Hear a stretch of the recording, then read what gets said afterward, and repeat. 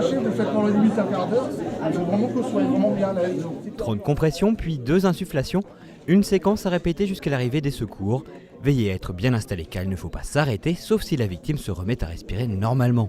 Ces jeunes collégiens seront peut-être vos futurs anges gardiens.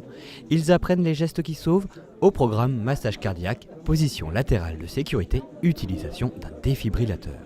La première des choses, c'est protéger, se protéger soi-même comme intervenant, mais aussi protéger les autres.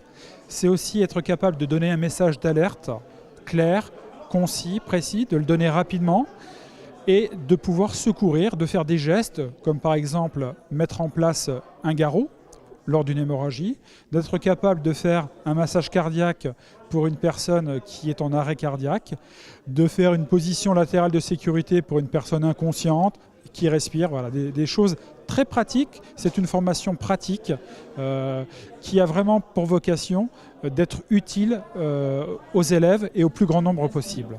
Très bien. Donc le principe, c'est toujours pareil, inconsciente, mais qui respire. À votre avis, pourquoi je vais basculer la tête en arrière et je vais faire une élévation du menton ? En toile de fond de ces formations, les événements tragiques tels les attentats, mais aussi le besoin d'avoir des personnes sachant réagir au quotidien face aux urgences.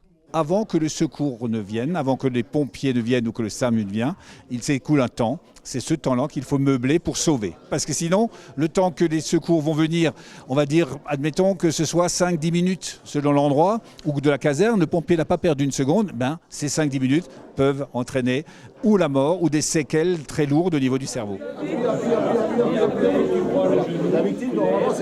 Aujourd'hui, c'est le tour des 4e du collège du Ried à Bischheim. D'ici la fin de l'année, 55 collèges vont recevoir les formateurs du SDIS. Initié l'année dernière avec 12 établissements, le dispositif monte en puissance. Au conseil départemental, on espère bientôt voir l'ensemble des classes de 4e du département recevoir cette initiation. Le conseil départemental du Bas-Rhin est très attaché à contribuer à côté des équipes enseignantes à faire demain de nos collégiens des citoyens actifs, engagés et responsables. Être responsable, c'est aussi connaître les gestes qui sauvent. Connaître les gestes qui sauvent, il n'y a pas de secret, il faut passer par une petite formation. Et c'est là que nous avons décidé, bien sûr, de nous tourner vers le service départemental d'incendie et de secours, plus connu sous le nom de SDIS, les pompiers qui ont la charge de la sécurité et la protection de la population. C'est un numéro où tout le monde peut répondre. Au service départemental d'incendie et de secours, on espère ainsi voir une culture du secours s'infuser dans la population.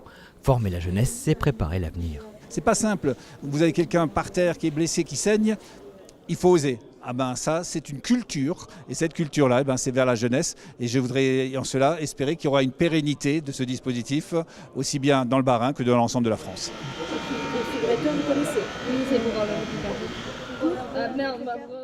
Ces 15 élèves suivent, eux, une formation renforcée. Ils sont déjà formés au secourisme et peuvent intervenir en cas d'urgence. Le collège de la Broc est un des 3 établissements barinois à accueillir une classe de cadets de la sécurité civile. Tous les 15 jours, on leur présente les métiers de la sécurité civile, donc pas forcément que les pompiers. On leur présente par exemple les démineurs, la police, la gendarmerie. Aujourd'hui, c'est le SAMU. On va les emmener à la base hélicoptère, enfin des choses comme ça. Et en même temps, l'utilité pour le collège, c'est de les récupérer en tant qu'assistants de sécurité. Donc en cas d'évacuation du collège, par exemple, ils vont être insérés dans le dispositif de secours et de sortie du bâtiment, au même titre que les professeurs, par exemple. Alors ce qui est important, c'est les valeurs d'aide aux autres. Et surtout le panel de métiers de la sécurité civile, donc comme je disais, pas que les pompiers, on peut leur donner l'envie d'aider les autres en choisissant un de ces métiers. Ouais, de faire envoyer un équipage. Voilà. Mais un équipage de quoi ? Du SAMU. Donc voilà, on va dans le SAMU. Aujourd'hui, c'est une équipe du SAMU de Strasbourg qui vient présenter son travail. Les jeunes découvrent le matériel, les métiers, mais aussi l'importance de la chaîne de secours. Attention, s'il y a une chose à retenir, c'est qu'il ne faut pas encombrer les lignes avec des situations non urgentes. L'objectif, c'est qu'eux retiennent qu'ils peuvent nous faire confiance pour les urgences vitales. C'est notre problématique. pour, on va dire, les urgences, on va dire retardées qui doivent aller à l'hôpital, mais que tout ce qui est du conseil médical, de la médecine générale de base, ce n'est malheureusement pas de notre fait théoriquement, et ça peut être géré par le médecin généraliste ou par le médecin libéral. Vous avez déjà vu dans les films. En plus des cours théoriques et des exercices pratiques, les cadets sont aussi impliqués dans les exercices des sapeurs-pompiers. Ce matin à Strasbourg, ce n'est pas la Zombie Walk, mais un exercice grandeur nature. Une quarantaine de jeunes issus des classes de cadets du département ont fait le déplacement. Alors ça ne fait pas partie du programme, mais c'est vrai qu'on s'est aperçu que ça pouvait être intéressant de les inclure. Et en fait, ils font office de ce qu'on appelle chez nous les plastrons, enfin les fausses victimes en fait. Et ça leur permet aussi de voir d'autres casernes, de voir d'autres façons de travailler sur des exercices qui sont de grande ampleur. Donc là, effectivement, la semaine dernière, c'était sur un accident de bus à la caserne ouest à Strasbourg. Au service départemental d'incendie et de secours, on espère en tout cas trouver dans ces jeunes collégiens les futurs professionnels de la protection civile.